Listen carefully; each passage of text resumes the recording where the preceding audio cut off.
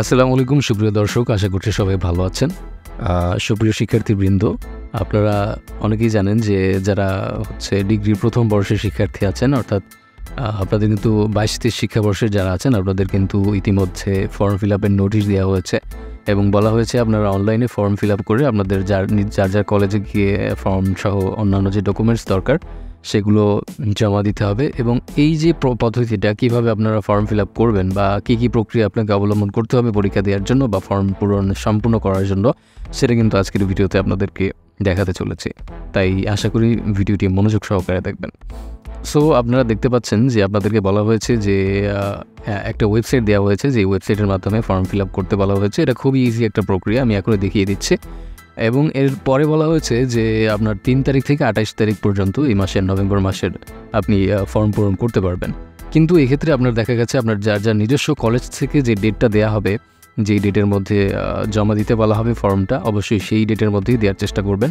যেমন আমি যদি উদাহরণস্বরূপ একটা সরকারি কলেজ দেখাই যেখানে জাতীয় বিশ্ববিদ্যালয়ের আন্ডারে ডিগ্রি কোর্স চালু আছে, সরকারি বেসরকারি যাই হোক না কেন। সো এখানে দেখুন যে এখানে ডেট কিন্তু দেওয়া হয়েছে 24/11/2024 থেকে 26/11/2024, অর্থাৎ 28 তারিখের আগেই কিন্তু এখানে ডেট দেওয়া হয়েছে সকাল 10টা থেকে দুপুর 2টা পর্যন্ত। সো সেক্ষেত্রে কিন্তু আপনারা 28 তারিখের আগে এই 24 থেকে 26 তারিখ যাদের এইভাবে ডেট দেওয়া হয়েছে যার কলেজে, সেই ডেট অনুযায়ী কিন্তু আপনার ফর্ম পূরণ সম্পূর্ণ করতে হবে। যেমন দেখুন এখানে নির্দেশনা দেওয়া হয়েছে যে ওয়েবসাইটের মাধ্যমে ফর্ম পূরণ করে এবং যে ডকুমেন্টসগুলো সাথে নিতে বলা হয়েছে এই ডকুমেন্টসগুলো সাথে নিয়ে এবং নির্ধারিত টাকা জমা দিয়ে সব কিছু নিয়ে একসাথে গিয়ে এই তারিখের মধ্যে জমা দিতে বলা হয়েছে। সো এখন কিভাবে আপনারা অনলাইনে যে ফর্মটা পূরণ করতে হয় এটা কিভাবে আপনারা করবেন সেটা আপনাদেরকে চলো দেখিয়ে দিই। সো এর জন্য প্রথমে আপনারা পিসি বা আপনারা ফোন দিয়েও করতে পারেন, অবশ্যই ফোন দিয়ে করতে পারবেন। এর জন্য ফোনে গুগল ক্রোমে চলে যাবেন এবং অথবা পিসিতে যদি থাকেন, আমি পিসি দিয়ে দেখিয়ে দিচ্ছি, ফোনেও সেমভাবেই যেতে পারবেন। গুগল ক্রোমে চলে যাবেন এবং এখানে গিয়ে সার্চ করবেন NUBD space info space degree pass. Okay, এটা লিখে সার্চ করবেন অথবা যে লিঙ্কটা দেওয়া থাকবে এই নোটিশের মধ্যে এখান থেকে দেখেও আপনারা চাইলে কপি করে নিতে পারেন, অথবা এটা গুগলে সার্চ দিলেই কিন্তু সর্বপ্রথম ওয়েবসাইটটা চলে আসবে। আশা করছি আপনারা দেখতে পাচ্ছেন সর্বপ্রথম যে ওয়েবসাইটটা আসে এটাতে আমরা ক্লিক করব। ক্লিক করলে আপনারা এখানে দেখতে পাচ্ছেন যে 3টা বর্ষের এক্সাম হচ্ছে এবং 3টা নোটিশ কিন্তু দেওয়া হয়েছে। যাই হোক, আমরা যেটা দেখাতে চলেছি যে 23 সালের ডিগ্রি পাস এবং সার্টিফিকেট কোর্স প্রথম বর্ষ পরীক্ষার ফর্ম পূরণ। সো এক্ষেত্রে আপনারা এই যে অ্যাপ্লাই ফর স্টুডেন্টস আপনারা ফোনেও একইভাবে দেখতে পাবেন। যদি ফোনে আপনারা সঠিকভাবে দেখতে না পারেন সেক্ষেত্রে আপনারা এই 3 ডট একটা বাটন থাকে ফোনে, সেখানে ক্লিক করে আপনারা ডেস্কটপ সাইট করে নিতে পারেন। এমনিতে যে সাইট থাকে ওটা তো হবে। সো অ্যাপ্লাই ফর স্টুডেন্টস এটাতে আপনারা ক্লিক করবেন। এটাতে ক্লিক করার পর আপনি যে রেজিস্ট্রেশন নাম্বার, এটা কিন্তু আপনার SSC বা HSC রেজিস্ট্রেশন নাম্বার না, আপনাকে যে একটা রেজিস্ট্রেশন কার্ড দেওয়া হয়েছে ডিগ্রি ভর্তি হওয়ার পর বা ডিগ্রির যে আলাদা একটা রেজিস্ট্রেশন কার্ড দিয়েছে, ওখানে যে রেজিস্ট্রেশন নাম্বারটা থাকবে সেই রেজিস্ট্রেশন নাম্বারটা আপনি এখানে বসিয়ে দেবেন। যেমন আমি একজনের রেজিস্ট্রেশন নাম্বার এখানে বসিয়ে দিচ্ছি। দেখুন আমি একজনের রেজিস্ট্রেশন নাম্বার এখানে বসিয়ে দিচ্ছি অ্যান্ড যদি আমরা নেক্সটে ক্লিক করি রেজিস্ট্রেশন নাম্বারটা বসানোর পর দেখুন এখানে কিন্তু রেজিস্ট্রেশন নাম্বারের যে ডিটেলস আছে আপনার নাম মিলিয়ে নেবেন, নাম, বাবার নাম এবং আপনার যে কলেজ আছে এবং আপনি কোন সাবজেক্টে নিয়েছেন, সাবজেক্ট কোড কী, সো সেগুলো এখানে লেখা থাকবে।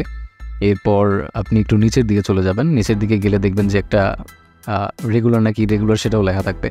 এরপর মোবাইল নাম্বার আপনার লেখার একটা অপশন থাকবে। মোবাইল নাম্বার লেখার আগে আপনি একটু নিচে গিয়ে সাবজেক্টগুলো চেক করে নেবেন যে আপনার সাবজেক্টগুলো ঠিক আছে কিনা। সাধারণত সাবজেক্টগুলো ঠিকই থাকে, তবে এখানে আপনি লক্ষ্য করবেন যে প্রত্যেকটা বিষয়ের দুইটা করে সাবজেক্ট থাকে। যেমন এখানে দেখেন ফিলোসফি, ইথিক্স, দর্শনের 2টা সাবজেক্ট, এরপর হচ্ছে রাষ্ট্রবিজ্ঞানের 2টি সাবজেক্ট আছে, পলিটিক্যাল এটা হচ্ছে হিস্টোরি অর্থাৎ ইসলামের ইতিহাসের 2টা সাবজেক্ট আছে, অ্যান্ড ইন্ডিপেন্ডেন্ট বাংলাদেশ যেটা স্বাধীন বাংলাদেশের অভ্যুদয়ের ইতিহাস, এই কটা সাবজেক্ট কিন্তু আছে। এক্ষেত্রে কিন্তু আপনি রেজিস্ট্রেশন কার্ডের যে সাবজেক্টগুলো সবগুলো এখানে পাবেন না, কারণ আপনার 3টা বর্ষে আলাদা আলাদা করে কিন্তু সবগুলো সাবজেক্ট নেওয়া হবে। সো আপনাদের যদি চেক করা হয়ে যায়, যদি ভুল থাকে অবশ্যই কলেজে গিয়ে সংশোধন করতে হবে। সেটা সাধারণত ভুল থাকে না, তারপর যদি ভুল থেকে থাকে আপনার সাবজেক্ট যদি ঠিক না থাকে আপনি কলেজে গিয়ে যোগাযোগ করতে পারেন। সো আপনার ফর্ম ফিল আপ বলতে খুবই ইজি, আপনি জাস্ট আপনার যে ফোন নাম্বারটা আছে যেটা আপনি ইউজ করেন সেই ফোন নাম্বারটা এখানে দিবেন। আমি ফোন নাম্বারটা দিয়ে দিচ্ছি। সো ফোন নাম্বারটা দেওয়ার পর আপনি নিচের দিকে চলে যাবেন অ্যান্ড এখানে সাবমিটে ক্লিক করবেন। সো এখানে সাবমিটে ক্লিক করার পর আপনার এখানে একটা পেপার দেখতে পারবেন যে পেপারটার 2টা অংশ থাকবে। সো এটা আপনার 2টা কপি করে নেবেন অ্যান্ড কলেজ কর্তৃপক্ষ একটা রেখে আপনাকে একটা দিয়ে দেবে। সো এইভাবেই আর কি। আর এর সাথে যে ডকুমেন্টসগুলো নিতে বলা হয়েছে আপনার কলেজ কর্তৃপক্ষ যেগুলো নিতে বলবে সেগুলো আপনি সাথে নিয়ে যাবেন অ্যান্ড যে টাকার কথা উল্লেখ করবে সেই টাকা, নির্ধারিত টাকাটা আপনি আপনার কলেজে নিয়ে যাবেন, জমা দেবেন অ্যান্ড এভাবে আপনার ফর্ম পূরণ হয়ে যাবে। ভিডিওটি দেখার জন্য সবাইকে অসংখ্য ধন্যবাদ এবং আমার চ্যানেলটি সাবস্ক্রাইব করতে ভুলবেন না। ধন্যবাদ।